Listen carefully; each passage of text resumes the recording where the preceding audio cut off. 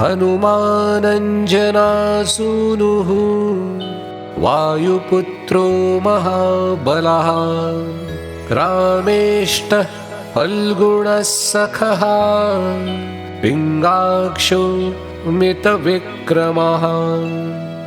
उदधिक्रमणश्चैव सीताशोकविनाशकः लक्ष्मणप्राणदाता च दशग्रीवस्य दर्पः 12 नामानि कपीन्द्रस्य महात्मनः स्वापकाले पठेन्नित्यं यात्राकाले विशेषतः तस्य मृत्युभयं नास्ति सर्वत्र विजयी भवेत् अञ्जनीगर्भसम्भूत कपीन्द्र सचिवोत्तमं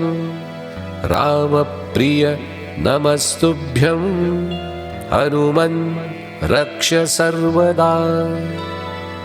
अतुलितबलधामं हेमशैलाभदेहं धनुजवनकृशानुं ज्ञानिनामग्रगण्यं सकलगुणनिधानं वानराणामधीशं रघुपतिप्रियभक्तं वातात्मजं नमामि रघुपतिप्रियभक्तं वातात्मजं नमामि रघुपतिप्रियभक्तं वातात्मजं नमामि।